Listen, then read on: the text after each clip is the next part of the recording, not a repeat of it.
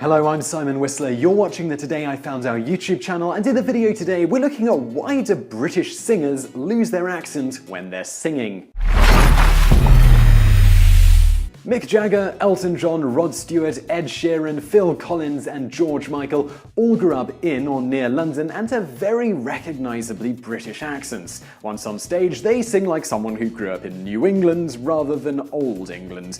Yet another example is Adele, who has a lovely speaking voice, a very heavy Cockney accent, yet her singing pipes do not indicate her dialect.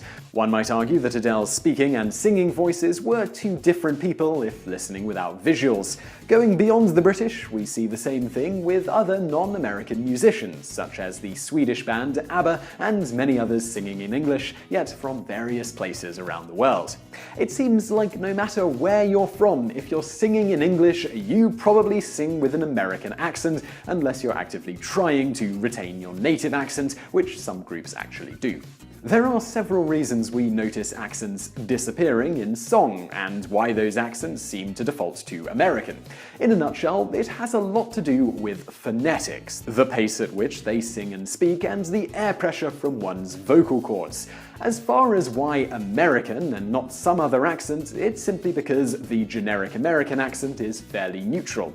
Even American singers, if they have for instance a strong New Yorker or perhaps a hillbilly accent, will also tend to lose their specific accent, gravitating more towards neutral English unless they are actively trying not to, such as many country singers do. For the specific details, we need to turn to linguist and author David Crystal from Northern Ireland. Now, according to Crystal, a song's melody cancels out the intonations of speech, followed by the beat of the music cancelling out the rhythm of speech. Once this takes place, singers are forced to stress syllables as they are accented in the music, which forces singers to elongate their vowels. Singers who speak with an accent but sing without it aren't trying to throw their voice to be deceptive or to appeal to a different market. They are simply singing in a way that naturally comes easiest, which happens to be a more neutral way of speaking, which also just so happens to be the core of what many people consider an American accent.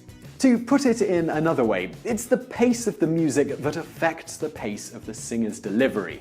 A person's accent is easily detectable when they are speaking at a normal speed. When singing, the pace is often slower. Words are drawn out and more powerfully pronounced, and the accent becomes more neutral. Another factor is that the air pressure we use to make sounds is much greater when we sing. Those who sing have to learn to breathe correctly to sustain notes for the right amount of time, and singing requires the air passages to expand and become larger. This changes the quality of the sound. As a result, regional accents can disappear because syllables are stretched out and stresses fall differently than in normal speech. So, once again, this all adds up to singing accents becoming more neutral.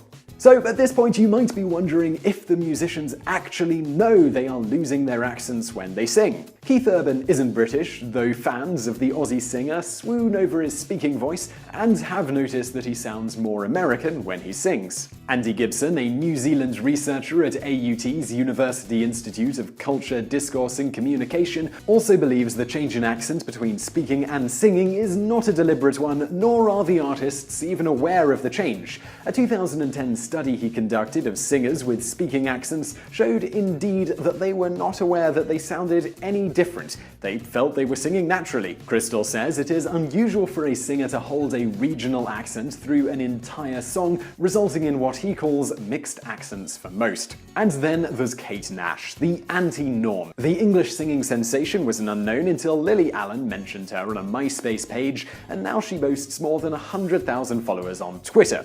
She didn't know she had talent until she picked up her first guitar 2 years ago, and the rest is history. Nash has garnered success on the music charts, accent and all, and flat out refuses to even attempt to sing with an American accent. She makes no apologies for her background and even themes her lyrics towards an English audience. She is as English as tea in the afternoon and proud of bucking the trend that so many British artists seem to follow, whether intentionally or more likely in most cases, not. So I really hope you enjoyed that video. If you did, please give us a like below. It really helps out, and consider sharing this video with a friend. We'd love for more people to discover it, and we hope you would too. If you haven't subscribed to our channel yet, there is a subscribe button on the screen now, so do click that. And I know if you're on a mobile device, you can't click anything on the screen now, so there will be links in the description below, and thank you for watching.